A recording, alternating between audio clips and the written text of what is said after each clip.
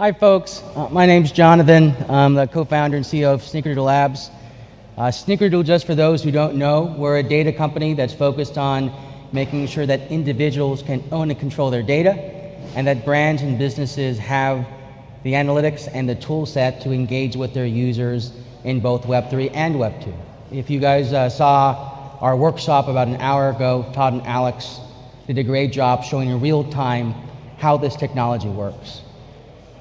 I'm going to spend time today talking about self-determination and privacy. At the core of what Snickerdoodle is about putting people in control of their data. And we think that this is perhaps the most important commodity of the century. And if we can get this right, we can have a paradigm shift in terms of how people view and respect this very, very important asset. So let's talk about ownership first. I think it's important to start with ownership because if we think about the beginnings of Web3, if Web 1 was read and Web 2 was read and write, Web 3 is now read, write, and own, we know that ownership goes to the very core of what we're all here today in Barcelona speaking about. But ownership goes much, much deeper. If we think about John Locke and the political philosophy underpinning the Enlightenment, this was a situation where life, liberty, and the pursuit of property was of the utmost of what it means to be a modern person, to break the shackles of feudalism and ensure that we have self-determination, the ability for a person to do his or her own thing. That's the core of Web3. And if we buy into that, we know that even if we're not creating physical goods, the digital property and the digital creator is still entitled to those very own economic principles and rights. And so this foundation underpins everything we do at Snickerdoodle.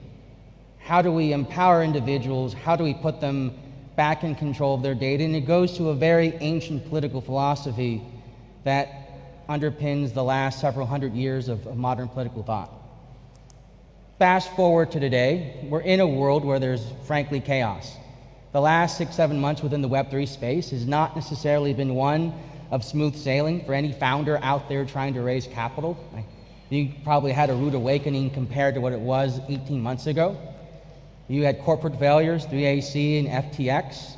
A year ago, I think my co-founder Alex and I were actually at the FTX conference, and it's an amazing thing to see what 12 months will do in this space. And that goes to show just how quickly everything here is moving. The other key thing is regulatory uncertainty. For those from the United States, Gary Gensler has not necessarily been the best friend for Web3. Regulatory arbitrage is a very, very real thing. And people are looking to move out of the US simply because they're uncertain of how to build a proper business. And then macro tech. I don't think Silicon Valley has seen such a reckoning probably since the late 90s. And having seen that as a child, I think it's much more in a crystallizing moment for the entire space that people have to dig down, go back to fundamentals, and find real business models that frankly generate value. And that's something that's endemic in Web3. I was talking to a VC only about 3 days ago, and we walked him through our financial models at Snickerdoodle, and his comment was, "Oh, wow, you have a business model. That's a novel thing in the space." And it's funny, but it is actually pretty funny, but it's the truth. We can't rely on simply issuing tokens. We have to rely on bringing real value outside of DeFi and looking at that. And I think when I'll talk about that in just a couple minutes, we are working deeply on that at Snickerdoodle to bring in new sources of value and lock them in our ecosystem. So let's talk about status quo. The status quo is one in which I like to think about this as digital feudalism. The individuals, all of us, are effectively serfs. We have labor and value we produce in the form of our data, and that is given basically freely to Google and Facebook and Amazon and any existing large tech enterprise. This has been the whole model of Web 2. It's effectively exploitation of the individual en masse for some game or a funny video or a meme. But in return for this moment of, frankly, either amusement or joy, you've effectively turned over your entire being and sold your soul. It's a Faustian bargain, if there ever was one, that really has no big value for the individual and has put us in mass as a secondary class to tech oligarchs. This is where we're at right now. This is happening in real time. Every time you see a quarterly report from Facebook or Google, those profits are really the value of your data being given from you as an individual to shareholders, either in the term of growth in share price or in dividends. That has to stop if we have to rebalance and value the individual as paramount in this entire ecosystem. Because that's what it comes down to. You have an oligarchy in place of a very few small set of actors, not just controlling the governance of technology, but frankly taking the rents and all the promise of what we produce every single day by doing our activity. So privacy is dead in Web 2. People who say otherwise, I think, are smoking some really, really strong stuff, and it's probably from California, but that's another conversation. So let's dive into the heart of this. Ownership starts with privacy. The whole notion of the word private property underscores this. If we think about to the tragedy of the commons and the whole thesis of a common asset being shared amongst people with no regard for how it's properly utilized, that's effectively what we have right now with our data and our privacy. Because we have no conception of how to monitor this, how to quantify it, how to understand it, how to act on it, we have no ability to basically govern and control it. This is frankly a great shame, because trillions of dollars of value every year have been transferred from us to large technology. Now, if we're able to have privacy, and this is even more important in the Web3 context, we can begin to take the first step. I want everyone to imagine a ladder. And the ladder, in this sense, and we'll dive into this in a metaphor in a second, is that every rung gets us closer to another level, and that level is where we ought to be as a society and as individuals. Now, we know what the next few stages on that ladder are. Ownership, we know that it starts with being able to lease it and control it, these types of things. But the biggest problem has been that first rung. And what we contend at Snickerdoodle is that the technology that we're enabling, and we'll talk about some of these trends in a second, is really that first rung of the ladder. And if we're able to take that first basic step, everything else that I think we can agree upon in terms of ownership and control and enforcement becomes a lot easier to actually execute. Think about it like this. Alex and Todd, who are sitting up here up front, I spend way too much time with you guys. I think their wives don't like me, but that's a whole other conversation. Alex likes to talk about this idea of what we've done with data from Google and Facebook. Now, most people don't realize this. In fact, our COO had a brain epiphany moment about 3 weeks ago. He didn't realize that you could get your data from Facebook and Google. And Alex made him a bet. He won a couple AVACs out of this.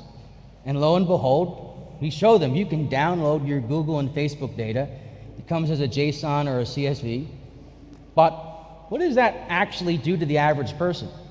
Not very much. The tool set and the infrastructure isn't there to have that be actionable, to have that be executable. So at Snickerdoodle, we think that the technology allowing this is going to be super, super critical. And this technology component is the first kind of rung here where the functionality of commercialization and the functionality of storage and self-storage of this data becomes practical. The tool set we've built allows this. It's super, super seamless. And there's a couple trends here that I think are super important for the space. Beyond the awareness of privacy, which has picked up in the last few years, we're taking the bet that zero-knowledge proofs will be a wave of the future. This is another element in the Web3 space that is in particular a super powerful thing for privacy and ownership. It ensures that those who have transactions and those that are creating can have the ability to share and lease that information to who they choose. And that's an important principle in and of itself. Privacy means you get control. Privacy means you determine who sees what, where they see it, when they see it.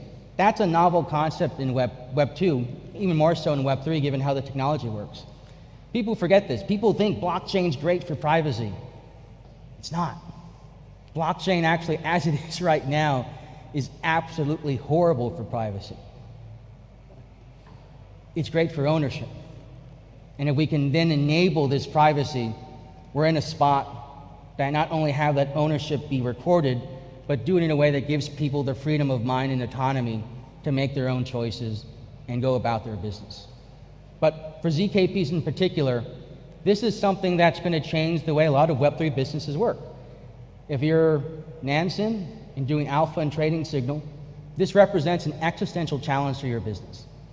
I mean, we're talking about encoding and encrypting mainline transactions, mitigating the ability for these firms to trace alpha when it comes to trading signal. If you're a TRL Labs or a Chainalysis, I mean, you might have some ways to figure this out for regulatory purposes and government inferences, but your scope is going to be highly limited to what you can do with that data given GDPR and other regulatory regimes. So we think regulation is a force of good. I know regulation is a boogeyman word in this space. I think a lot of people, if they had the right regulation, would be in a strong spot to make it work for themselves and build these types of constructs. So let's talk about what we've done here at Snickerdoodle. There's three key things that we've done as a company. The first is what we call a data wallet. Data wallet's not designed to store crypto, it's not designed to store keys, but think about it as a passport for your data. This is something that you can control who sees your data, how to permission it, how to monetize it, how to lease it, and it integrates with existing infrastructure to make this as seamless as checking on your NFTs or looking at dank memes. We really want to focus on the UX UI, because I think in Web3, that is still something that's been incredibly lacking in this space. The other thing that we've built is a protocol. It's not an L1 or L2. We have a lot of our work done on Avalanche with our consent factory. But what it is it's an AMM for data, the decentralized data lake. It's a way for people to seamlessly share and transact their data. In the short term, barter rewards, things like NFTs and skins or maybe coupons. But in the long term, the value proposition is immense. As more and more people enter this data economy, we're in a position to begin to discretely price data. And in a world where we can discretely price data, that enables a ubiquitous layer of decentralized finance that's backed by the value of our data. That's an important thing. It gives everyone chips on the table, everyone the ability to transact and participate, and not just have it be this exclusive realm of people who got early into Bitcoin, who got the right NFT on a drop, and are excluded from the activity of what we do here at conferences like this. We think that's incredibly important. And the last thing is, we understand that this is a two-sided marketplace. We have a decentralized marketing platform that's privacy first, giving people the tool sets they would expect in a Web2 business that's data-driven, but in a way that is completely privacy preserving and of the best intentions and best principles of what we all believe here in Web3, that people don't deserve to be doxxed and believe to have their privacy, which is a core human right and belief. So let's talk about where we ought to go, a promised land. This is something where privacy is the norm, where it's respected, where people are in control of it, where we as a society are able to work in unison against the large tech companies of Web 2, and be able to frankly say with one unified voice that our rights matter, that we are self-sovereign, that we are in control, and we have that promise and potential of what John Locke spoke about several hundred years ago. It means data ownership is finally respected, and we can commodify this. We can have this cryptographically proven. And this is also important because this means if you can prove that this data is yours and have the cryptographic consent, entirely new paradigms of value creation are unlocked. And we think it's not unreasonable that 5 to 10 years from now, the vast majority of people on this planet, because of the value of their data, will have a form of private sector UBI. universal basic income. This could be the underpinning of a massive DeFi market where people are able to collateralize loans, get lump sums and advances, and do all kinds of financial engineering with the value of their data. A transformative thing for those who have the least, and a way for those who have a lot of opportunity to begin to give back and share with others across the globe. And so the last thing I'd say here is that we offer a framework for how individuals ought to interact. For too long, we've had this centralized intermediary force where Facebook and Google and Amazon and Netflix all have large troves of data, but none of them have a complete picture.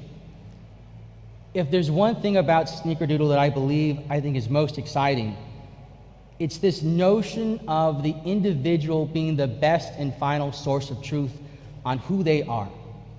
It means that you have all your data, your Google data, your Facebook data, your Web3 data, in one single source, and you're able to get the best value and monetize that. And nobody in Web2 can do this. Nobody in Web3 can do this. I think the promise of what we're building leads to this. And it's a powerful vision, and something I think that is very much social-minded and not just predicated on making value and revenue for shareholders. So that's, in a nutshell, what we believe this paradigm shift will be. If we can leave this conference, and I know this is one of the last talks, so thank you for bearing with me, I leave you with the thought that chaos is a ladder. I think we've identified the first rung, and it's up to all of us to take that first brave step up to recreate the world we want. Thank you.